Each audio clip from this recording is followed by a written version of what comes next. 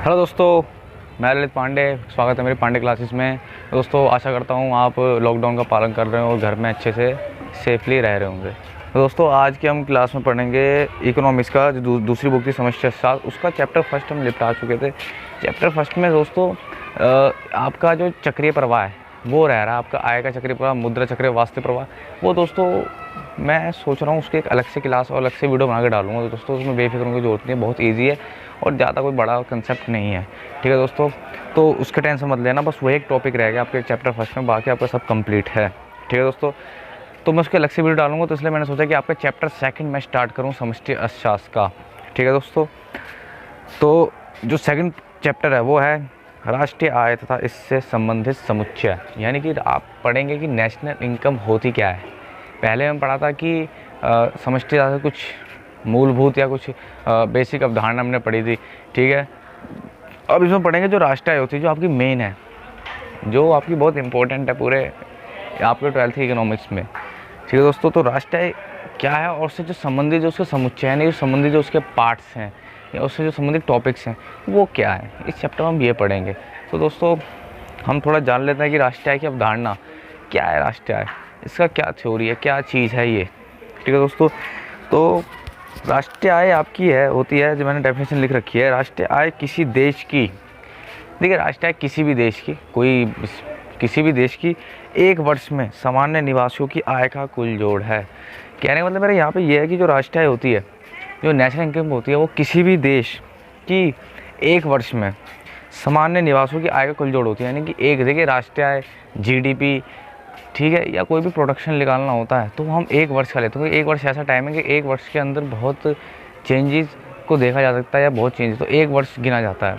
आपका budget pass होता है वो एक साल का ही होता है, आपका न्यू ईयर एक साल का के बाद ही होता है, तो हर चीज़ एक साल माना जाता है। ठीक है दोस्तों, तो इसलिए राष्ट्रीय आय जो होती है वो आपके एक वर्ष में सामान्य निवासियों की आय का कुल जोड़ होती है। यानी जितने भी आपके वहाँ उसके सामान्य निवासी हैं उनकी जो आय है, जो उनकी इनकम है, उनका टोटल अगर आप सम कर दो, टोटल सबको जोड़ दो तो आपकी राष्ट्रीय आय, राष्ट्रीय यानी कि पूरे राष्ट्र की आय। समझ रहे हो दोस्तों। अब आपके दिमाग में एक प्रश्न है जो मैंने हेडिंग भी लगा, मतलब हेडलाइन भी मार्क कर रखा है पर्पल बॉक्स से, सामान्य निवासियों। यानी कि सामान्य निवासी कौन होते हैं? कॉमन रेजिडेंटल कॉमन रेजिडेंटल होते कौन है? Common residential. अब आप सोच रहे हो कि सामान्य निवासी वही हमारे देश के नागरिक, नहीं दोस्तों, यही गलत आप सोच रहे हो। नागरिक अलग हैं और निवासी अलग होते हैं, रेजिडेंटल अलग होते हैं और सिटीजन अलग होते हैं। समझ रहे हो, नागरिक वो होते हैं जिनको हमारे देश के सारे अधिकार प्राप्त होते हैं और उनके और वो देश के प्रति कुछ कर्तव्य के लिए बाधित होते हैं। ठीक है दोस्तों, तो वो होते हैं आपके नागरिक। ठीक है, और निवासी वो होते हैं जिनकी आर्थिक रुचि या आर्थिक रुचि का केंद्र वो जिस देश में रह रहे होते हैं वही देश होता है, जिनकी आर्थिक क्रिया उस देश से चल रही होती है वो आपके निवासी होते हैं। और नागरिक कौन होते हैं? नागरिक कौन होते हैं दोस्तों? नागरिक वो होते हैं जो जिनको संविधान, वहाँ के संविधान के देश संविधान द्वारा क्या होता है, अधिकार प्राप्त होते हैं। दूसरा, उनकी आर्थिक रुचि रहे ना रहे, लेकिन वो क्या है, उस देश के नागरिक होते हैं, उनके देश को अधिकार प्राप्त होता है। जैसे कि नागरिक आपको बहुत बेरोजगार मिलेंगे, तो वो नागरिक हैं, लेकिन निवासी हमेशा वो बेरोजगार नहीं मिलेगा, क्योंकि वो आया ही होगा रोज़गार प्राप्त करने के लिए किसी देश से। जैसे कि आप आगे और समझेंगे कि अब देखिए, अब हमारे दिमाग में क्वेश्चन मैंने बता दिया, लेकिन फिर भी दिमाग में क्वेश्चन आपको और उठ रहा होगा, सामान्य निवासी कौन होता है? देखिए कौन होता है, देखिए डेफिनेशन लिखा है, एक सामान्य निवासी वह व्यक्ति अथवा संस्था होता है। सॉरी, मैंने ती लगाना भूल गया, होती है, मिस्टेक होगी लिखते समय, होती है। और दोस्तों मेरी वीडियो को लाइक, शेयर, कमेंट बिल्कुल सब्सक्राइब करिए दोस्तों, क्योंकि एक वीडियो बनाने में मुझे बहुत मेहनत लगती है, पूरा लिखना पड़ता है, हर चीज़ मुझे सोर्सेज से इकट्ठा करके बहुत इजी लैंग्वेज में मुझे इसको डब करना होता है।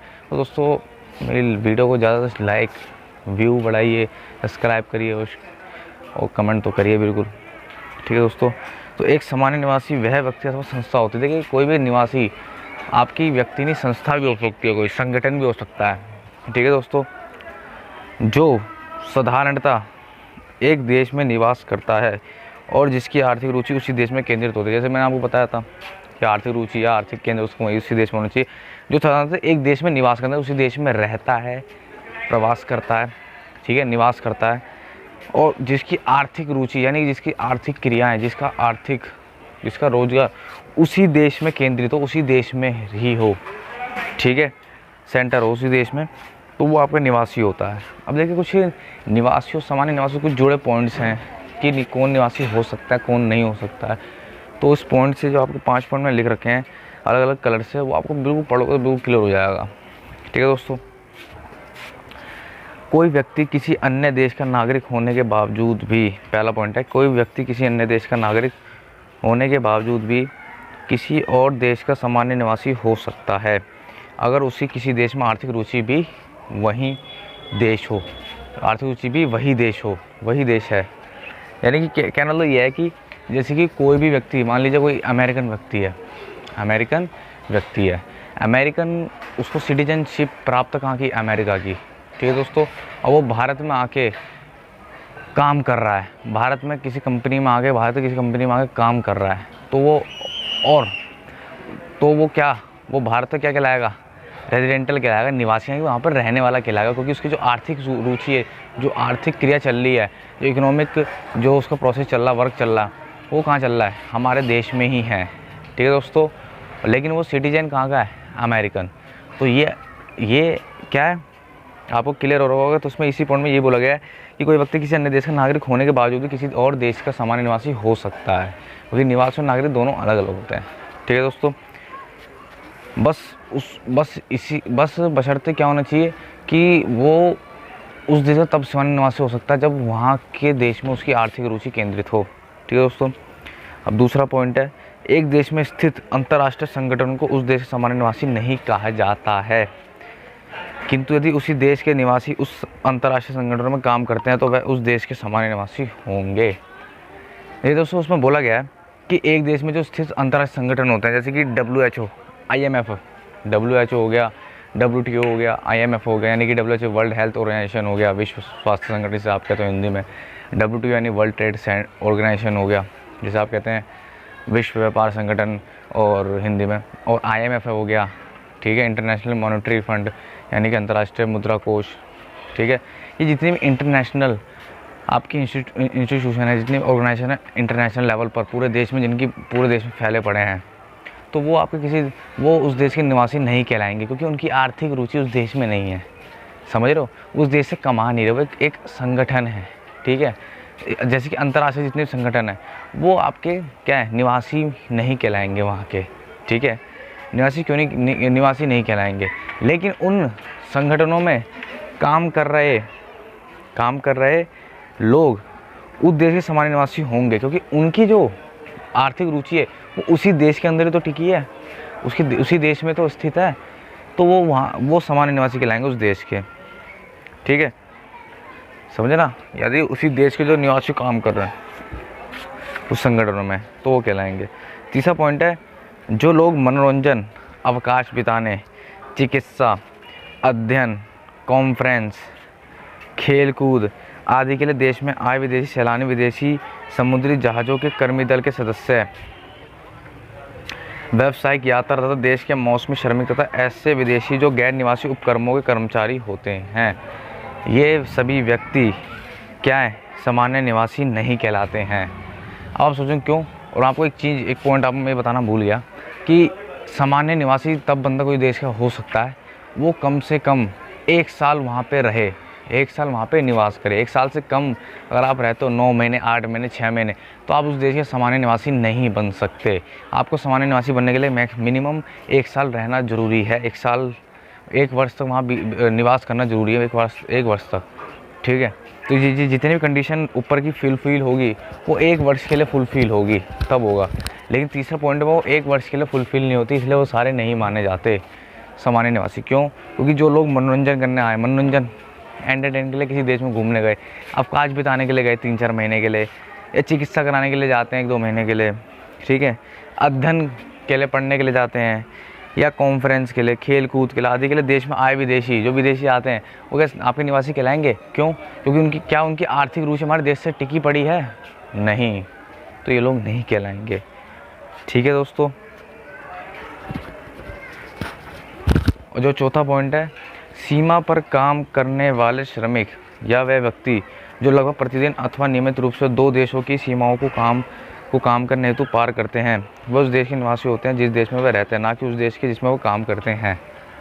अब दोस्तों इसमें ये बात जान लो, बच्चे कंफ्यूज रहते हैं कि मान लीजिए कोई नेपाल और भारत के बॉर्डर पर रह रहा है, ठीक है, नेपाल और भारत के बॉर्डर पर रह रहा है, ठीक है, ठीक है दोस्तों। तो मान लीजिए वो बॉर्डर पार करके नेपाल का बंदा बॉर्डर पार करके भारत में अपना कोई सामान बेचने आ गया, ठीक है, फिर शाम होते ही वो वापस बॉर्डर क्रॉस करके अपने नेपाल में चले गया। तो दोस्तों तो वो भारत का निवासी नहीं कहलाएगा, वो नेपाल का निवासी कहलाएगा, ठीक है दोस्तों, ना कि भारत का। ये बात ध्यान रखना, ये बॉर्डर वाले सीन में ये होता है, क्योंकि उसकी आर्थिक रुचि अपने देश के लिए टिकी पड़ी है, ठीक है। वो दोस्तों देखिए, आर्थिक रुचि का ये मतलब नहीं है कि वो कमा के चले गया, नहीं, वो वहाँ पे निवास भी करना होना चाहिए, उसको रेजिडेंटल भी उसका वहीं पे होना चाहिए। लेकिन बॉर्डर पे या ये सीन होता है, वो सुबह रुका और शाम को चले गया, वो वहाँ पे ठहरा, निवास करता है वहाँ पे 1 वर्ष तक, नहीं ना, उसका आया गया काम है प्रतिदिन का। तो वो क्या है, यहाँ पे 1 वर्ष वाली कंडीशन फुलफिल नहीं हो रही, तो यहाँ पे हमारा नहीं माना जाएगा, उसको रेजिडेंटल निवासी नहीं माना जाएगा। तो ठीक है दोस्तों। 5वां पॉइंट है, विदेशी पदाधिकारी, कूटनीतिज्ञ तथा सशस्त्र सेना के सदस्यों को उस देश के सामान्य निवासी माना जाता है जिसके वे निवासी होते हैं, ना कि उस देश के जिसमें वह काम करते हैं।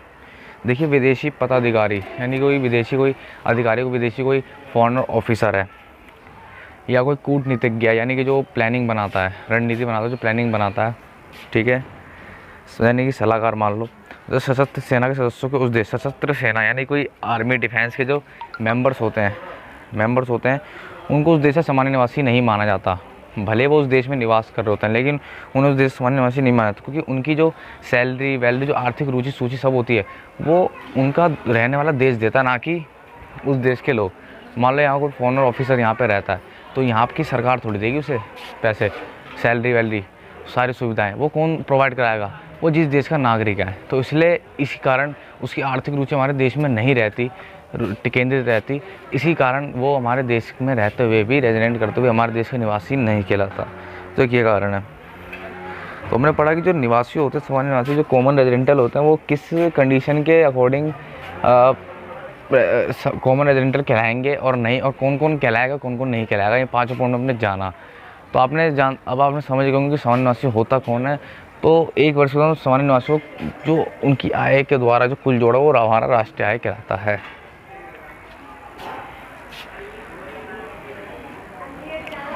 और दोस्तों हम जरा डिफरेंस पढ़ लेते हैं भारत के सामान्य निवासी। हम भारत का एक एग्जांपल ले लेते हैं ताकि आपको बिल्कुल क्लियर हो जाएगा, ठीक है। किसी एक देश का हम एक एग्जांपल लेकर उनके डिफरेंस जानते हैं, ठीक है। तो भारत के सामान्य निवासी और भारत के गैर निवासी, देखिए डिफरेंस जान लेंगे तो हम आपको और क्लियर हो जाएगा, यानी कि कौन सामान्य निवासी होगा और कौन नहीं होगा, ठीक है। भारत एक मैंने देश का ले लिया पर्टिकुलर, तो आपको आसान रहेगी। पहला पॉइंट भारत सामान्य निवासी का, भारत में स्थित विदेशी दूतावासों में काम करने वाले भारतीय, यानी कि जो भारत में स्थित विदेशी दूतावासों में काम करने वाले भारतीय हैं वो सामान्य निवासी कहलाएंगे भारत के, ना कि उस देश के। अब आप देखिए भारत में स्थित विदेशी दूतावास, जो फॉरेनर जो एम्बेसीज होती हैं, फॉरेनर एम्बेसी जैसे कि अमेरिकन होती हैं, हर देश में सबकी एम्बेसीज होती हैं, ठीक है। जैसे कि अमेरिका में भारत की एम्बेसी होगी, ऑस्ट्रेलिया, अफ्रीका, सब पूरे हर राज्य, हर कंट्री की एम्बेसीज होती हैं, ठीक है दोस्तों। तो भारत में दूतावास, एम्बेसीज, ठीक है। अब आप सोच रहे होंगे दूतावास होते क्या? एम्बेसीज वो होती हैं किसी भी देश में, अलग अलग हर कंट्री की होती हैं, यानी कि उस हर कंट्री के जो कुछ भी चीज़ें होती हैं, कुछ भी मतलब कुछ भी रिलेटेड जो प्रॉब्लम होती है, मान लीजिए मैं ऑस्ट्रेलियन हूँ, मैं भारत में आया हूँ, तो मैं किससे कांटेक्ट करूँगा, किससे अपना हर चीज़, पासपोर्ट, डॉक्यूमेंट्स और क्या कहते हैं कुछ भी सूचनाएं हैं, ठीक है, और कुछ भी क्या कहते हैं करेंसी एक्सचेंज भी है, वो कहाँ होंगी? वो ऑस्ट्रेलियन एम्बेसीज में होगी, ठीक है। ये नहीं कि मैं कोई ऑस्ट्रेलियन आया और चले गए स्टेट बैंक में, बैंक ऑफ बड़ौदा में, भाई ज़रा मेरी करेंसी चेंज कर दियो, ठीक है, या मेरा पासपोर्ट चेक कर लो, डॉक्यूमेंट चेक कर लो। तो वो ऐसे नहीं होगा किसी लोकल ऐसे में, वो होता है ऑस्ट्रेलियन एम्बेसी में। तो वो इंडिया में आया है तो ऑस्ट्रेलियन एम्बेसी में जाके अपने हर चीज़ वो डॉक्यूमेंट, वो वेरिफिकेशन, हर चीज़ कराएगा। तो इसलिए एम्बेसीज बनाई जाती है हर देश की, ठीक है दोस्तों। तो उन्होंने बोला कि इंडिया में जो विदेशी फॉरेनर जो एम्बेसीज़ हैं, उनमें जो काम करने वाले जो इंडियन है, तो वो क्या है, भारतीय सामान्य निवासी कहलाएंगे। क्यों? आप सोच रहे होंगे कि वो तो फॉरेनर एम्बेसीज में काम कर रहे हैं। अरे लेकिन वो हमारे देश में तो हैं और 1 वर्ष हो गया, और जो उनकी आय है वो सरकार दे रही है, भारतीय सरकार, क्योंकि वो भारतीय हैं, ना कि अमेरिकन, ठीक है। इसमें तो इसलिए तो मेंशन किया गया काम करने वाले भारतीय। इन्होंने ये नहीं बोला काम करने वाले जो जितने भी हैं, काम करने जितने होते तो आप बोलते कि हाँ अमेरिकन सामान्य नस्ल, लेकिन उन्होंने खास मेंशन करा काम करने वाले सिर्फ भारतीय, क्योंकि भारत सरकार सिर्फ भारत को देगी, ये थोड़ी सबको अमेरिकन को दे देगी, ऑस्ट्रेलियन एम्बेसी सबको थोड़ी देगी, वो तो उनकी सरकार देगी। ऑस्ट्रेलिया को ऑस्ट्रेलिया सरकार देगी काम करने वाले, ऑस्ट्रेलियन को अमेरिकन सरकार देगी। लेकिन जो भारतीय काम कर रहे हैं फॉरेनर एम्बेसीज में, हमारे इंडिया में जो स्थित है इंडिया में, उनको भारत सरकार पे करेगी हर चीज़। तो इसलिए भारत के सामान्य निवासी कहलाएंगे, क्योंकि जो आर्थिक रुचि हमारे देश से जुड़ी हुई है। दूसरा, भारत में स्थित विश्व स्वास्थ्य संगठन में काम करने वाले भारतीय, यानी कि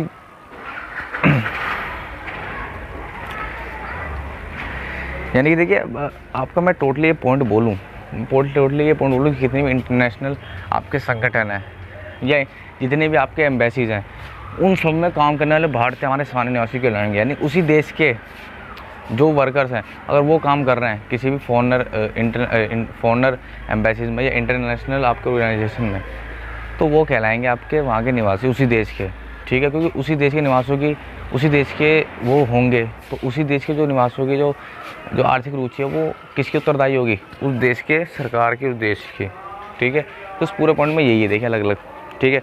और वो इसमें 5 पॉइंट देख लीजिए। भारत में 1 वर्ष से अधिक की अवधि के लिए रह रहे विदेशी नागरिक, अध्ययन तथा चिकित्सा के लिए व्यक्तियों के अतिरिक्त, क्या इसमें बोला कि जो भारत में 1 वर्ष से अधिक की अवधि के लिए रह रहे विदेशी नागरिक, जो फॉरेनर है, जो सिटीजन है, यानी मान लो कोई अमेरिकन हमारे देश में रह रहा है 1 वर्ष से अधिक, तो वो भारत का सामान्य निवासी कहलाएगा। लेकिन इसमें ब्रैकेट में बोला है किसके अलावा? जो स्टडी के लिए ना आया हो, और जो मेडिकल सर्विसेज के लिए ना आया हो, जो मेडिकल केयर के लिए ना आया हो, जो चिकित्सा कराने के लिए, और जो अध्ययन के लिए ना आया हो, उसके अलावा वो बाकी सब कहलाएंगे आपके कौन? भारतीय सामान्य निवासी, जितने विदेशी नागरिक हैं, जो स्टडी के लिए ना आया हो और जो मेडिकल के लिए ना आया हो, इलाज के लिए। उनके अलावा जो भी विदेशी नागरिक आएंगे और 1 वर्ष की अवधि से अधिक रहेंगे, तो वो सब कहलाएंगे हमारे भारतीय सामान्य निवासी। ये 5 पॉइंट ये था। अब ऐसे ही भारत के गैर निवासी, इसका उल्टा कर लीजिए, ठीक है। तो इसका उल्टा आप कर लीजिए, इसका उल्टा आप करिएगा। नहीं समझ आया तो मुझे कमेंट बॉक्स में बताइएगा, मैं अगली बार आपको दोबारा एक्सप्लेन कर दूंगा। वैसे खैर आपको समझ आ जाएगा पढ़ेंगे तो दोस्तों आज की इस वीडियो में स्टार्टिंग था 2nd चैप्टर का, तो थोड़ा कम समझाया। कल से हम एक एज ए राष्ट्रीय के न्यूमेरिकल को हम स्टार्ट करेंगे, न्यूमेरिकल के बेसिक कंसेप्ट को स्टार्ट करेंगे। तो बहुत कल अगली जो नेक्स्ट क्लास होगी बड़ी इंटरेस्टिंग होगी। और दोस्तों मैं पॉलिटिकल वीडियो भी उसका अगला पार्ट डालने वाला हूँ दोस्तों। तो आशा करता हूँ कि आप लोग सब लॉकडाउन का पालन कर रहे हो, सेफ़ रहिए और मजबूती से एकता के साथ खड़े रहिए, ठीक है दोस्तों। और सोशल डिस्टेंसिंग का पालन कीजिए। दोस्तों मिलते हैं हम अगले वीडियो में। गुड नाइट, शब्बा खैर।